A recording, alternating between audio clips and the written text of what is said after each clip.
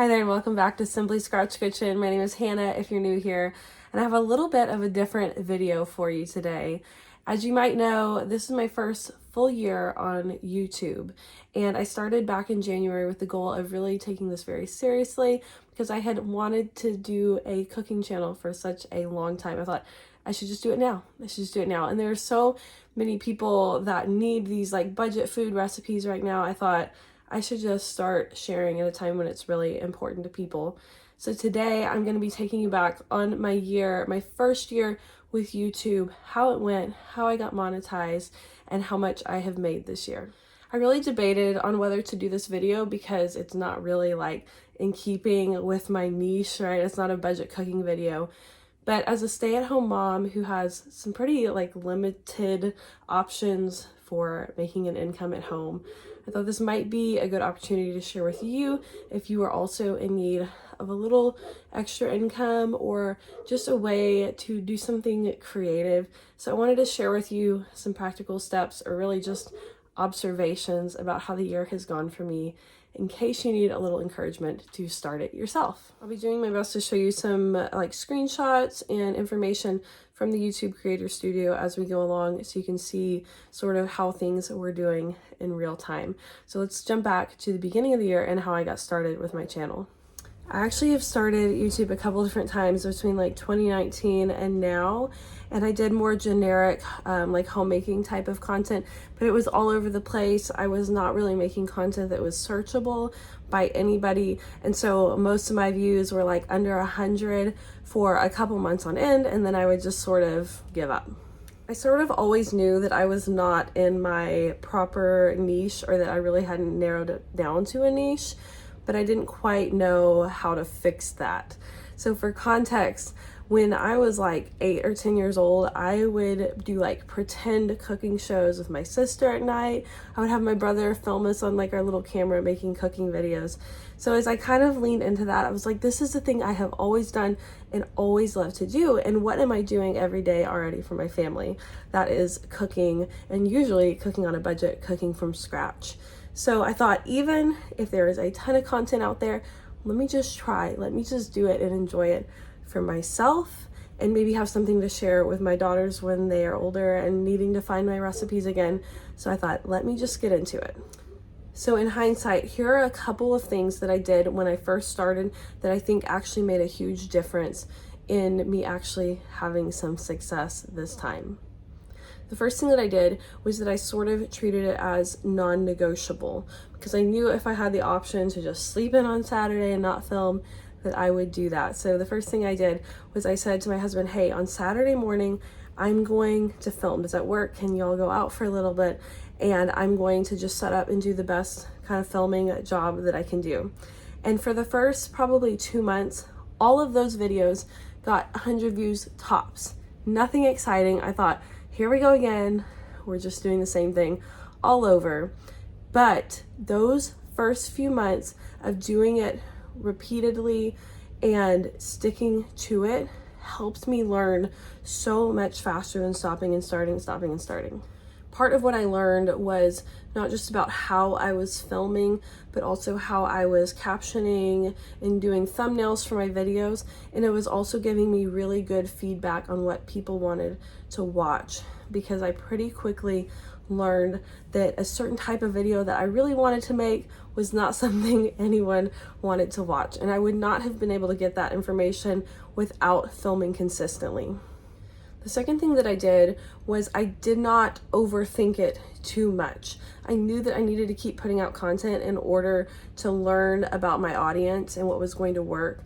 So I quickly started realizing I couldn't just wait until Saturday morning to film when my kids were out of the house. I had to be filming as I went. So I started realizing I just needed to do voiceovers of a lot of the meals that I was already making our family for dinner. So instead of saying, oh, I can't do it right now, I just said, I'm gonna set up my tripod while I make dinner. There's gonna be a lot of noise. We can cut that out. I can do a voiceover on it. And being able to run that much content made a huge difference in my audience and how much I was getting viewed, but it also made it way more sustainable for me to keep filming, even if my conditions were not perfect all the time. You'll see here I switch over from doing just the straight quiet house tripod filming to voiceovers, and you'll see the jump that starts happening in my viewership here. The third thing that I did was I got some inspiration from other creators that I really enjoyed following myself. I thought, what is the stuff that I'm watching and getting a lot of helpful information from? This is the kind of same thing that I want to be sharing. And you don't want to copy their work or sort of be a counterfeit. You still want to be yourself, but it'll start giving you some cues about what other people are looking for as well. So what you'll notice here is this is when I started doing more budget meal specific videos, even places like Dollar Tree and Walmart. And this is where my viewership jumped significantly.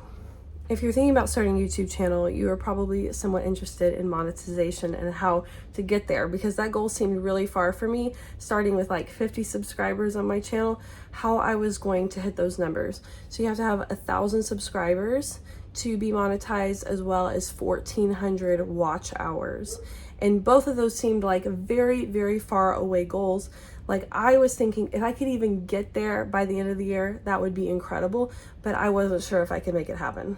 So using those tips that I already gave you, let's jump into my actual timeline and how long it took me to hit those goals and kind of like what my big videos were that helped me get there.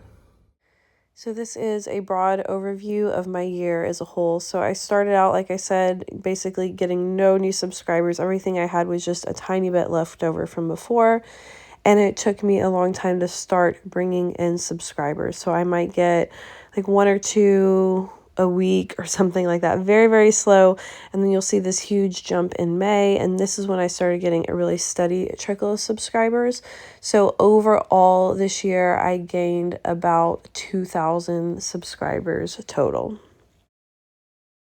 So this next page is my views over the entire year. So I started out really low amounts, 20 here. Like after several weeks, all of my videos were collectively, over 100, 200. And then I did not see a spike at all until basically the last week of May, first week of June, when I had my first kind of semi-viral video. And then I started having some momentum from there. But you will see I am living a very real life here.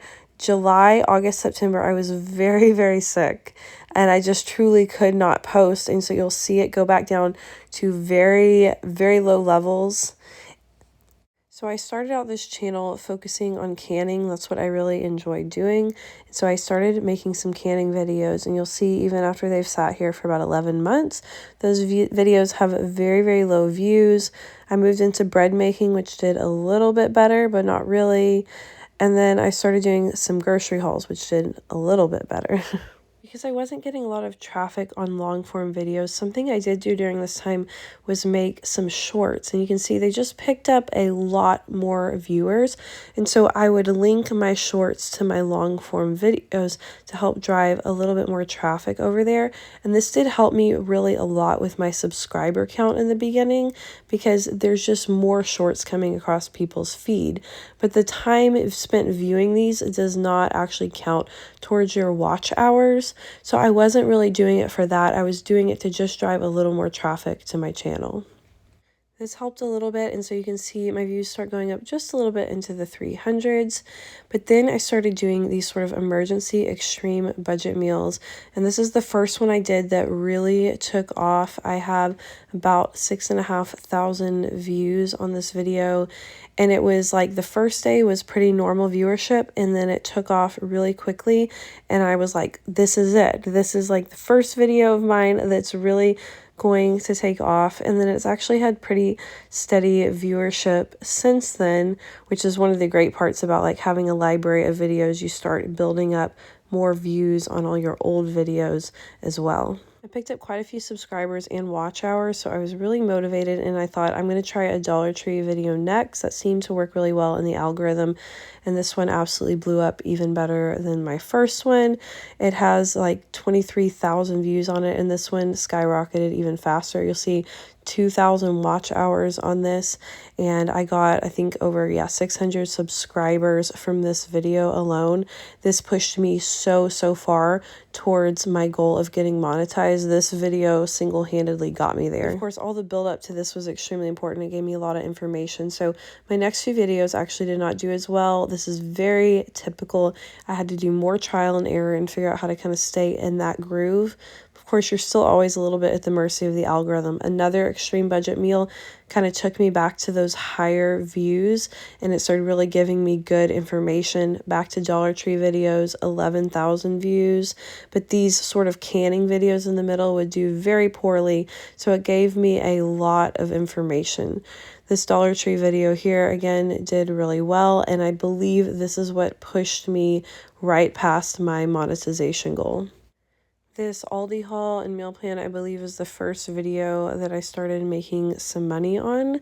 And so it took a few days for monetization to hit once I hit those metrics.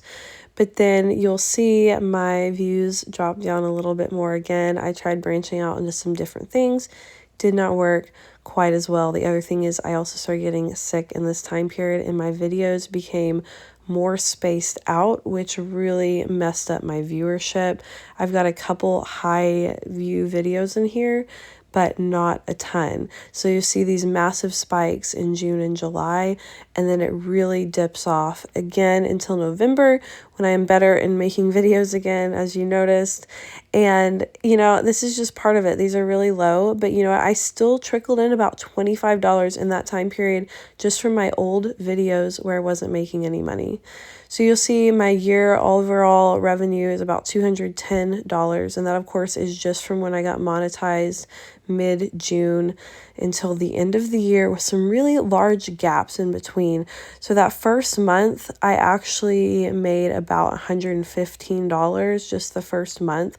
So had I continued that, obviously the earning potential there is really good. And you never really know what you're going to make on a particular video. It's based on so many factors, including how much advertisers are willing to pay, how much YouTube pays you from that.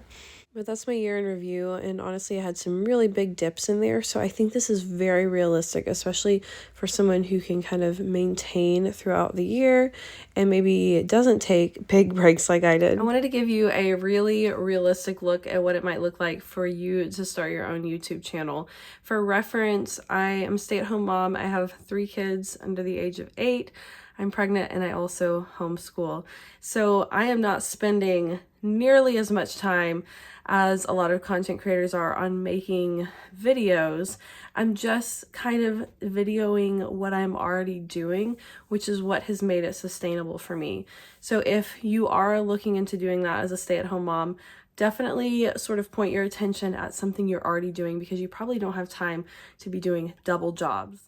I am obviously not a very high income earner on content creation, but something that's been really encouraging to me is that I have this open door now. I'm monetized, and if tomorrow I wake up and decide I need to make 5 videos a week, I could.